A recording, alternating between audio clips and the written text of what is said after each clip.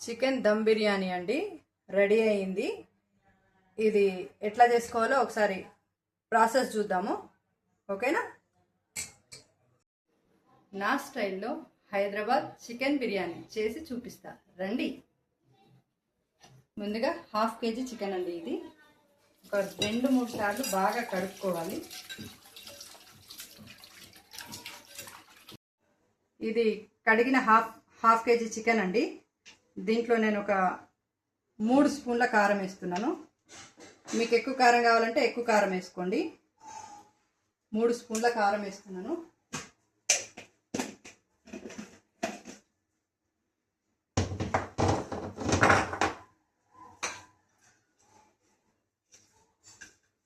సరిపడా ఉప్పు వేస్తున్నాను.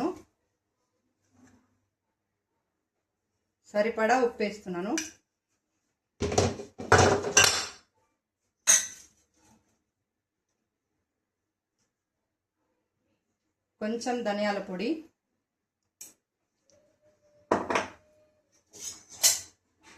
కొన్ని పాలు,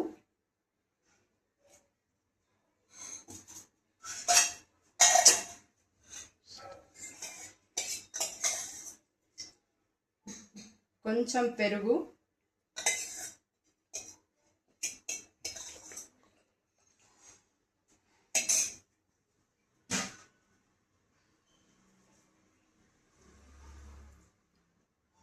ఒక స్పూన్ అల్లం వెల్లిపాయ పేస్ట్, 1.5 వేసుకున్నా బాగుంటుంది.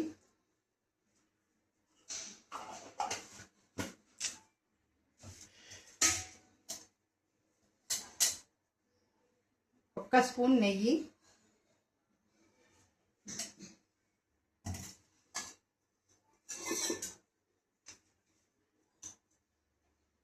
కొంచెం నూనె, మీ ఇష్టం, మీరు ఏది వాడుకుంటే అది వేసుకోండి నూనె. తర్వాత ఒక 6 పచ్చిమిరపకాయలు ఇట్లా సగం తరిగి వేసుకున్నానండి నేను. ఇది మంచిగా కడిగి తరిగి పెట్టుకున్న కొత్తిమీర ఇది కూడా వేస్తున్నాను.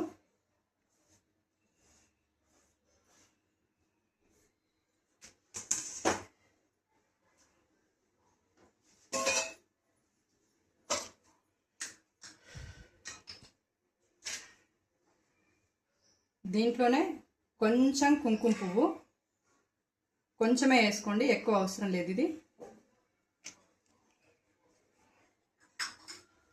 టేస్ట్ కోసం కుంకుమ పువ్వు. అది చిన్నవి ఒక 3 మరాఠా మొగ్గ, ఇది షాజీరా కొంచెం, ఇది దాల్చిన చెక్క,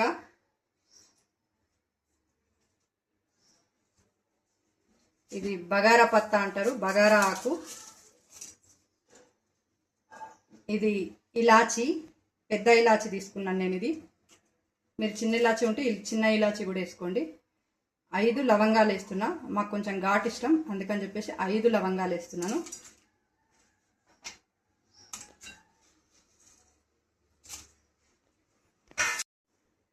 ఫైనల్గా నిమ్మకాయ పిండుతున్నానండి.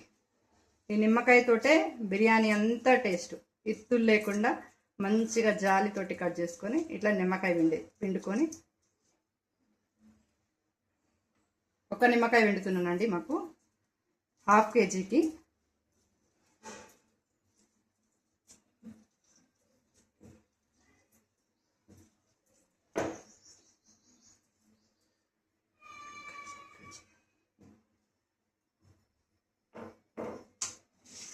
దీన్ని ఫైనల్గా ఏం చేయాలంటే మంచిగా కలుపుకోవాలి. ఇది బాగా మిక్స్ అయ్యేలాగా చికెన్కి మనం వేసిన మసాలాలు, కారాలు అన్నీ బాగా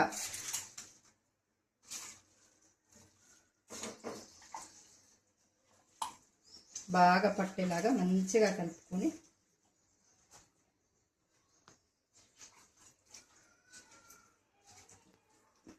మీకు ఇంకా దీంట్లో కారం తక్కువ అనిపిస్తే మీరు కారం వేసుకోండి, లేదు మీరు తక్కువ తింటారంటే కొంచెం తక్కువ వేసుకోండి. ఇది నేను రెగ్యులర్గా ఈజీగా చేసే ప్రాసెస్ అండి, చాలా తొందరగా అయిపోతుంది. చికెన్ నానబెట్టుకున్నామంటే చికెన్ ఒక 1 అవర్ వరకు నానబెట్టుకున్నామంటే ఆ తర్వాత ప్రాసెస్ అంతా ఒక ½ అవర్లో అయిపోతుంది. మాకైతే చాలా నచ్చుతుంది. మీరు కూడా ఒకసారి ట్రై చేసి చూడండి. ½ కేజీ చికెన్కి ½ కేజీ రైస్ తీసుకుంటున్నానండి నేను.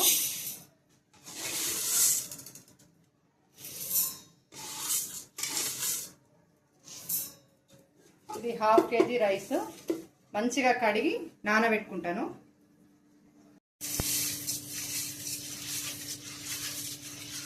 ఒకసారి కడిగి కొంచెం ఒక 10 మినిట్స్ 15 మినిట్స్ నానబెట్టుకుంటే రైస్ కొంచెం మంచిగా అవుతుంది.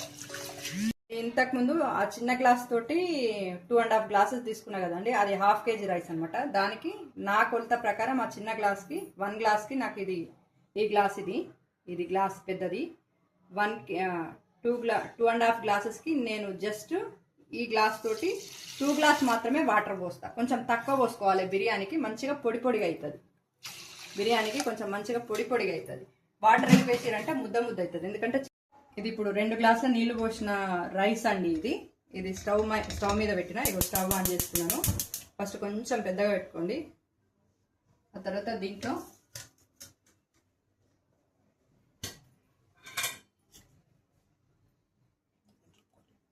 ఒక్క స్పూన్ నెయ్యి, ఒక్క స్పూన్ నెయ్యి ఇది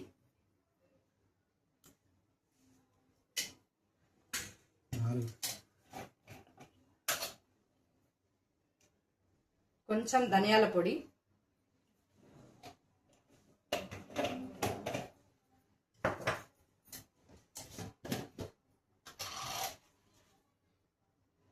కొంచెం ఉప్పు. రైస్కి కొంచెం వేయండి, ఎందుకంటే చికెన్లో ఆల్రెడీ వేసుకున్నాం కాబట్టి జస్ట్ రైస్ కూడా కొంచెం టేస్టీగా రావడానికి అని కొంచెం ఉప్పు వేస్తుంది దాంట్లో. స్టవ్ మీద అక్కడ రైస్ పెట్టుకున్న తర్వాత ఇక్కడ స్టవ్ మీద చికెన్ కూడా పెట్టుకున్నానండి. ఇగో ఇది కూడా ఆన్ చేస్తున్నా. ఇది ఫస్ట్ కొంచెం పెద్దగా పెట్టండి, కొంచెం ఉడికేంత వరకు. ఇది కొంచెం ఉడికేంత వరకు స్టవ్ మీద పెట్టిన తర్వాత ఇది హాఫ్ ఉడకాలండి. ముందు ఫస్ట్ చికెన్ హాఫ్ ఉడికిన తర్వాత రైస్ కూడా హాఫ్ ఉడికిన తర్వాత అప్పుడు నేను మళ్ళీ చూపిస్తాను. ఇది చికెన్ కొంచెం ఉడకడం స్టార్ట్ అయిందండి. ఇది కొంచెం స్టవ్ చిన్నగా చేసేసుకున్నాను నేను. ఇట్లా కిందికి మీదకి అంత మంచిగా కలుపుకుంటే నూనె కానీ నెయ్యి కానీ ఉప్పు కానీ కారం కానీ అంతా ఈక్వల్గా పట్టేలాగా అవుతుంది. తర్వాత ఇది కొంచెం ఇట్లా మంచిగా అనేసుకొని ఈక్వల్గా అనేసుకొని ఇది మూత పెట్టేసుకుందాం. ఇంకో పక్కన రైస్ కూడా స్టవ్ మీద పెట్టేస్తుందండి. దీన్ని ఇంకో కొంచెం ఇట్లా మంచిగా కలిపేసుకుంటే దీనికి కూడా దాంట్లో ఉన్న నెయ్యి అది ఒకటే దగ్గర కాకుండా కొంచెం మంచిగా ఉడుకుతుంది.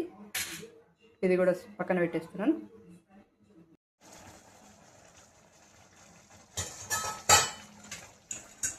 చికెన్ ఇట్లా ఉడుకుతుందండి.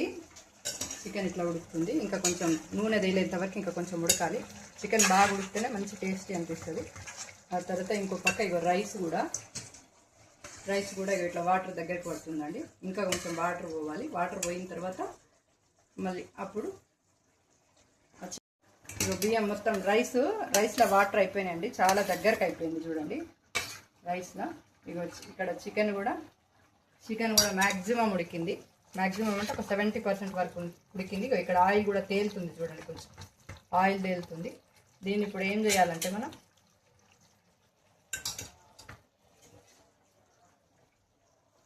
ఈ రైస్లోకి ఇగో ఈ చికెన్ సూప్ ఇట్లా వేయడం వల్ల ఏంటంటే మొత్తము రైస్కి కూడా చికెన్ ఫ్లేవరు అండ్ ఉప్పు కారం అన్నీ పడతాయి. చాలా బాగా అవుతుంది. మామూలుగా చేసే బిర్యానీల కంటే నాకు ఇది బాగా నచ్చుతుంది. దీంట్లో ఇట్లా వేయడం వల్ల మనము రైస్లో వాటర్ కూడా కొంచెం తక్కువ వేసుకున్నాం కదా ఇంతకుముందు, దాని బదులు ఇది చికెన్ సూప్ అనమాట. ఇట్లా వేసుకొని ఒక్కసారి కలిపేసుకొని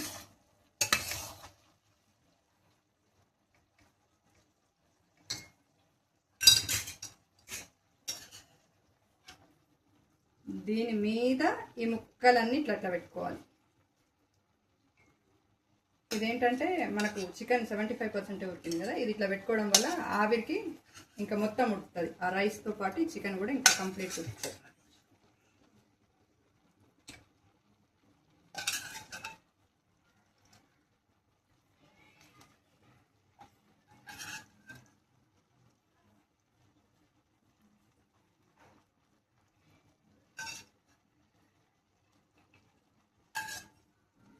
కంప్లీట్గా పెట్టేసిన తర్వాత ఈ చికెన్ది స్టవ్ బంద్ చేసినండి నేను.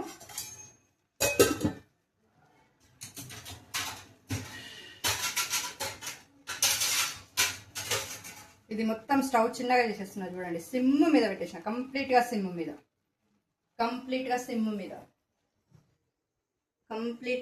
మీద పెట్టినాను. ఆ తర్వాత ఇగో ఇది మూత పెట్టేస్తున్నానండి. ఇది ఇట్లా సిమ్ మీద పెట్టిన తర్వాత ఒక 10 minutes వరకు చిన్నగా ఉడకనిస్తే మంచిగా అవుతుంది చికెన్ కానీ రైస్ కానీ. ఇది చూడండి మూత తీసిన మంచిగా పొగలు ఎత్తున్నాయి, మంచి స్మెల్ వస్తుంది, సూపర్ అయింది. ఇగో చికెన్ కూడా మొత్తం కంప్లీట్ ఉడికిపోయింది, ఊరికేనే వచ్చేస్తుంది చూడండి పీసెస్ కూడా. ఇగో అన్నం కూడా రైస్ మంచిగా అయిందండి. బిర్యానీ రెడీ. ఇది ఇట్లా ఇది ఇప్పుడు స్టవ్ బంద్ చేసుకుని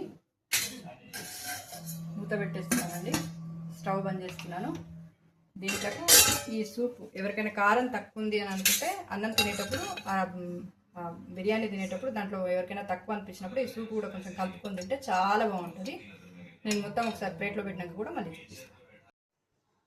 ప్లేట్లో సర్వ్ చేస్తున్నానండి చికెన్ దమ్ బిర్యానీ నా స్టైల్లో.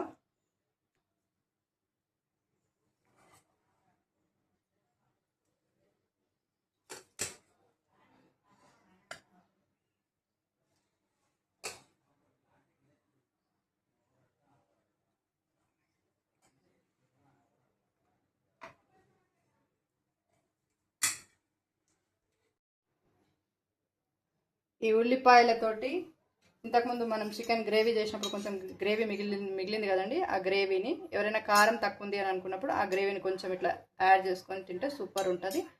సూపర్ అయింది చికెన్ బిర్యానీ, టేస్టీ. మీరు కూడా ట్రై చేయండి.